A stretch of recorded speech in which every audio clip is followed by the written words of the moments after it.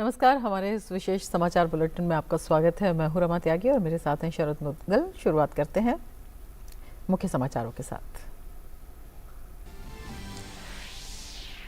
संसद में आज राष्ट्रपति के अभिभाषण पर धन्यवाद प्रस्ताव पर चर्चा होगी शुरू। राज्यसभा में बीजेपी सांसद डॉक्टर के लक्ष्मण चर्चा शुरू करने के लिए प्रस्ताव करेंगे पेश। वहीं लोकसभा में चंद्र प्रकाश जोशी सदन में चर्चा का रखेंगे प्रस्ताव।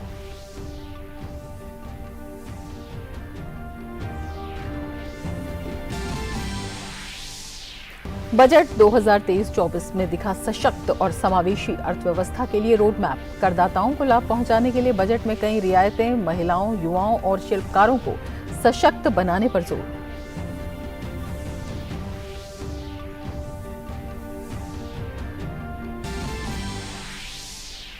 वित्त मंत्री निर्मला सीतारमण ने कहा, बजट में रोजगार सृजन और व्यापार को बढ़ावा देने के लिए सरकार उठा रही है कई कदम। डीडी न्यूज से की खास बातचीत में निर्मला सीतारमण ने रोजगार सृजन को प्रोत्साहित करने और कौशल विकास को बढ़ावा देने की कही बात।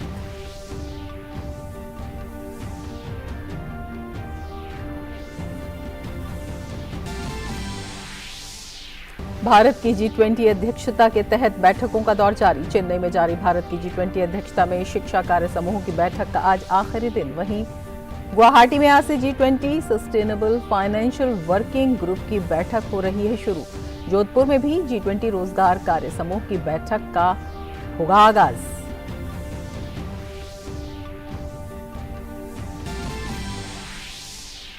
महिलाओं की त्रिकोणीय श्रृंखला के फाइनल में आज भारत और मेजबान दक्षिण अफ्रीका होंगे आमने सामने। महिला T20 विश्व कप से पहले भारतीय टीम की सीरीज पर कब्जा करने पर रहेगी नजर।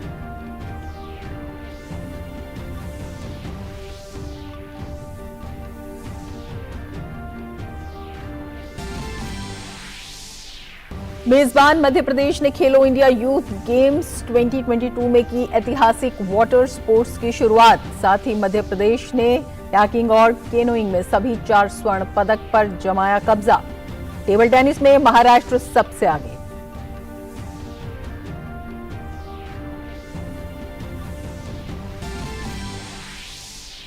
शुभमन गिल की धमाकेदार बल्लेबाजी की बदौलत भारत ने हासिल की T20 क्रिकेट में अब तक की सबसे बड़ी जीत। न्यूजीलैंड को तीसरे T20 में दी 168 रन से शिकस्त।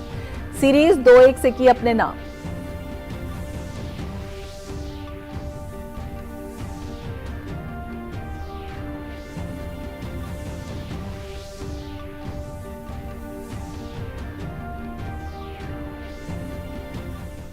और अब विस्तार से समाचार। संसद के बजट सत्र का आज तीसरा दिन है। आज संसद के दोनों सदनों में राष्ट्रपति के अभिभाषण पर धन्यवाद प्रस्ताव पर चर्चा शुरू होगी। निचले सदन में चंद्र प्रकाश जोशी सदन में चर्चा का प्रस्ताव रखेंगे। वहीं राज्यसभा में भाजपा के सांसद डॉक्टर के लक्ष्मण चर्चा शुरू करने के लिए प्रस्ताव पेश करेंगे।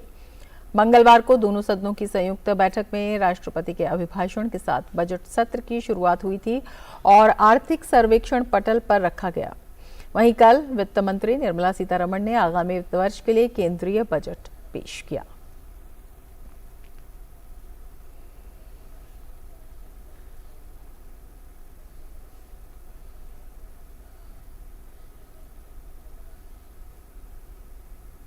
वित्त मंत्री निर्मला सीतारमण के डिजिटल बजट में अमृत काल के लिए विजन पेश किया गया है, जो कि सशक्त एवं समावेशी अर्थव्यवस्था के लिए ब्लूप्रिंट है। वित्त मंत्री ने सप्तऋषि के जरिए अपनी सरकार की प्राथमिकताएं साफ कर दी। अमृत काल का पहला बजट पेश करते हुए वित्त मंत्री ने कहा कि भारतीय अर्थव्यवस्था सही रास्ते पर है, जो उज्जवल भविष्य की ओर बढ़ रही है। उन्होंने कहा कि अंतर्राष्ट्रीय आर्थिक मंदी के बावजूद आर्थिक विकास दर 7% रही। बजट 2023-24 में दिखा सशक्त और समावेशी अर्थव्यवस्था के लिए रोड मैप।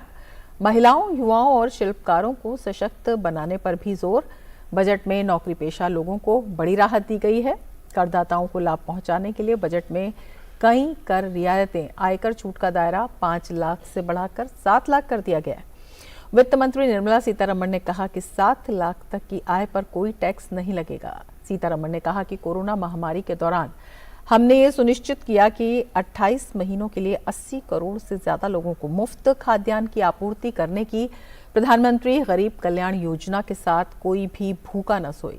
इस योजना के तहत 2 लाख करोड़ रुपए केंद्र सरकार वहन कर रही है। अंत्योदय योजना के तहत गरीबों के लिए मुफ्त खाद्यान्न की आपूर्ति को 1 साल के लिए बढ़ा दिया गया है। वित्त मंत्री ने कहा कि वर्ष 2014 से सरकार के प्रयासों ने सभी नागरिकों के जीवन की बेहतर गुणवत्ता और गरिमापूर्ण जीवन सुनिश्चित किया है। इस बजट में इंडिया एट 75 से इंडिया एट 100 तक के अमृत काल में अगले 25 वर्ष में अर्थव्यवस्था को दिशा देने का विजन पेश किया गया है। वित्त मंत्री निर्मला सीतारमण ने कहा कि बजट में रोजगार सृजन और व्यापार को बढ़ावा देने के लिए सरकार कई कदम उठा रही है। डीडी न्यूज से खास बातचीत में निर्मला सीतारमण ने रोजगार सृजन को प्रोत्साहित करने और कौशल विकास को बढ़ावा देने की बात कही। उन्होंने कहा कि कोविड की चुनौतियों के बीच सरकार का प्रयास काफी शानदार रहा है और हमने अर्थव्यवस्था को संभालने के लिए सभी जरूरी कदम भी उठाए। साथ ही वित्त मंत्री ने कहा कि कर क्षेत्र में कई महत्वपूर्ण और अहम बदलाव किए गए हैं, जिससे कि आम लोगों को बहुत ही फायदा होगा। केंद्रीय वित्त मंत्री निर्मला सीतारमण आज शाम राजधानी नई दिल्ली में फिक्की में बजट के बाद बातचीत कार्यक्रम को संबोधित करेंगे। इस दौरान वित्त मंत्री बजट से जुड़े तमाम पक्षों पर विस्तार से बात करेंगे। गौरतलब है कि कल पेश किए गए आम बजट को उद्योग व्यापार से जुड़ी तमाम संस्थाओं ने विकासोन्मुख बताया था।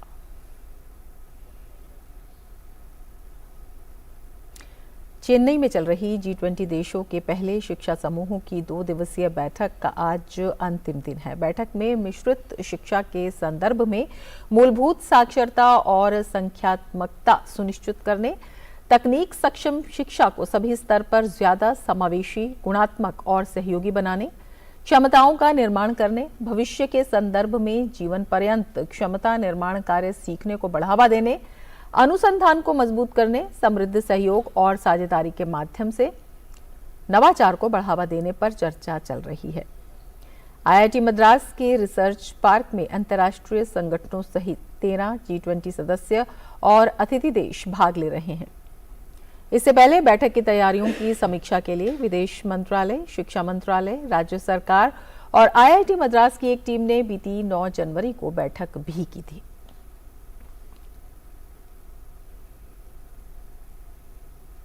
भारत की अध्यक्षता में G20 के दीर्घकालिक वित्तीय कार्य समूह की बैठक आज से गुवाहाटी में शुरू होगी। इस 2 दिवसीय बैठक में G20 के सदस्य देश और विभिन्न अंतर्राष्ट्रीय संगठनों के 94 प्रतिनिधि भाग लेंगे। दीर्घकालिक वित्त संबंधी कार्य समूह G20 के अंतर्गत एक महत्वपूर्ण कार्य क्षेत्र है। इसका उद्देश्य वैश्विक विकास और स्थिरता के लिए दीर्घकालिक स्तर पर वित्त उपलब्ध कराना तथा अधिक हरित और अधिक लचीले तथा समावेशी समाज और अर्थव्यवस्था को बढ़ावा देना है। इस समूह पर दीर्घकालिक वित्त के लिए संस्थागत और बाजार संबंधी बाधाओं की पहचान करने की जिम्मेदारी है। गुवाहाटी में 7 और 8 फरवरी को युवा 20 प्रारंभिक बैठक भी होगी, जिसमें 250 प्रतिनिधि भाग लेंगे। असम के विभिन्न अकादमिक संस्थानों के 400 विद्यार्थी भी बैठक में शामिल होंगे। जोधपुर में आज से G20 के पहले रोजगार कार्य समूह की बैठक की शुरुआत हो रही है। 3 दिवसीय इस अहम बैठक में वैश्विक कौशल अंतराल और सामाजिक सुरक्षा जैसे विषयों पर चर्चा होगी। बैठक के पहले दिन वैश्विक कौशल और योग्यता सामंजस्य, सामान्य कौशल वर्गीकरण के लिए रूपरेखा पर चर्चा करने के लिए एक पैनल चर्चा का आयोजन होगा। ILO, OECD और ISA जैसे अंतर्राष्ट्रीय संगठन, नीति आयोग तथा MSDE, EPFO जैसे भारतीय संस्थान भी विषयों पर अपने विचार साझा करेंगे। G20 के सदस्य देशों को भी प्रमुख क्षेत्रों पर अपने विचार साझा करने के लिए आमंत्रित किया गया है।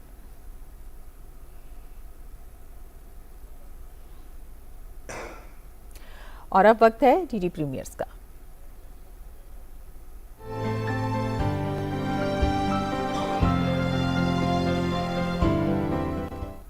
नमस्कार, आप देख रहे हैं DD प्रीमियर्स और मैं हूं आपके साथ रेशमा। जैसे कि आप जानते ही हैं कि हम अपने इस खास सेगमेंट में आपके साथ बात करते हैं दूरदर्शन के विभिन्न नेटवर्क पर प्रसारित होने वाले कुछ खास कार्यक्रमों की, कुछ खास धारावाहिकों की। तो बात सबसे पहले कॉर्पोरेट सरपंच की। आज के इस धारावाहिक में आप देखेंगे कि पूजा के घर से चले जाने के बाद चाचा चाची भी घर छोड़कर चले जाते हैं अपने रिश्तों को यूं बिखरता हुआ देखकर कीर्ति बहुत ज्यादा निराश हो जाती है। ऐसे में कीर्ति की माँ उसे हिम्मत देती है। पहले तितली गई, फिर पूजा गई, चाचा चाची का घर छोड़कर जाना कुछ भुला नहीं पा रही। कीर्ति के निराश होने पर ममता ने दी उसे प्रेरणा। इम्तिहान का वक्त है, कोशिश तो कर रही हूँ ना मामा। तू इतनी जल्दी हार कैसे मान सकती है? और माँ की बातों ने कीर्ति को दी फिर से हिम्मत। मामा, नहीं मानूंगी मैं हार। आगे क्या होगा ये जानने के लिए देखिए कॉर्पोरेट सरपंच, सोमवार से शुक्रवार रात 8:30 बजे सिर्फ डीडी नेशनल पर। और अब बात करते हैं धारावाहिक लाल रेखा की। आज के इस धारावाहिक में आप देखेंगे कि मानसी और आर्यन के घर वाले उन्हें हनीमून पर भेज देते हैं। रास्ते में गाड़ी खराब हो जाती है, तब वो एक मंदिर में चले जाते हैं और मंदिर में जाने के बाद उन्हें ये एहसास होता है कि इस मंदिर में वो पहले भी कभी आए थे। इतना जोर से पटक दिया, अगर चोट लग जाती तो? हेलो, तुम्हारा भार उठाकर मेरे जो हाथ टूट रहे थे उसका क्या? तो क्या मुझे गोद में उठाकर मेरा वजन माप रहे थे? हे भगवान, भलाई का तो जमाना ही नहीं रहा। अब क्या करें? क्या ही करेंगे, चुपचाप चद्दर ओढ़ो और सो जाओ। उस घर में सुख समृद्धि कहाँ से आएगी, जिस घर में पति पत्नी एक ही छत के नीचे अजनबी की तरह रहे? गॉड, कहाँ के फंसे? भगवान के घर आकर भगवान से ही पूछ रहे हो कि कहाँ आके फंस गए? यहाँ आकर हम फंस नहीं गए, बल्कि बच गए। आगे क्या होगा ये जानने के लिए देखिए लाल रेखा, सोमवार से शुक्रवार रात 9:30 बजे सिर्फ डीडी नेशनल पर। तो आप उठाइए इन खास धारावाहिकों का आनंद और हमें यही अनुमति दीजिए। नमस्कार।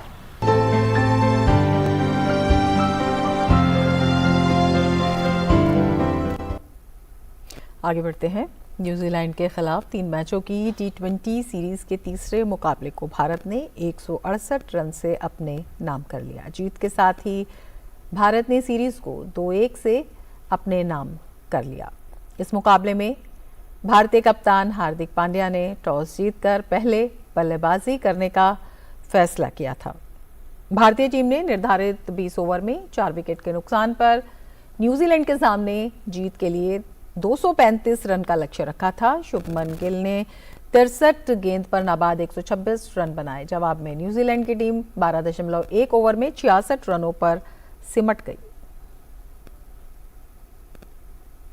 मध्य प्रदेश में चल रहे खेलो इंडिया यूथ गेम्स 2022 के तीसरे दिन खिलाड़ियों के बीच विभिन्न स्पर्धाओं में कड़ी टक्कर देखने को मिली। मेजबान मध्य प्रदेश के नितिन वर्मा ने पहली बार खेलो इंडिया यूथ गेम्स में शामिल हुए वाटर स्पोर्ट्स में स्वर्ण पदक के साथ मध्य प्रदेश का खाता खोला। मध्य प्रदेश ने भोपाल के अपर लेक में बुधवार को खेले गए कैकिंग और कैनोइंग स्पर्धा के 4 स्वर्ण अपने नाम किए। वहीं दूसरी ओर महाराष्ट्र की लड़कियों ने टेबल टेनिस का महिला युगल खिताब जीता, जबकि पुरुषों के वर्ग में उत्तर प्रदेश ने बाजी मारी। महिलाओं की त्रिकोणीय श्रृंखला के फाइनल में आज भारत और मेजबान दक्षिण अफ्रीका की टीम आमने सामने होगी। ये मुकाबला पूर्वी लंदन के बफेलो पार्क में भारतीय समय अनुसार शाम 6:30 बजे से खेला जाएगा। भारत ने इस सीरीज में वेस्ट इंडीज को हराकर फाइनल में प्रवेश किया है। अब तक खेले गए मुकाबले में भारतीय टीम का शानदार प्रदर्शन रहा है। हरमनप्रीत कौर के नेतृत्व वाली टीम ने 4 में से 3 मैच जीते हैं, जबकि दक्षिण अफ्रीका के खिलाफ 1 मैच बारिश के कारण रद्द हो गया था। महिला T20 विश्व कप से पहले खेली जा रही सीरीज भारतीय टीम के लिए अहम है। भारतीय टीम की कोशिश आज खेले जाने वाले इस मैच को जीतकर सीरीज अपने नाम करने की होगी। इसके साथ ही इस बुलेटिन में फिलहाल इतना ही। नमस्कार।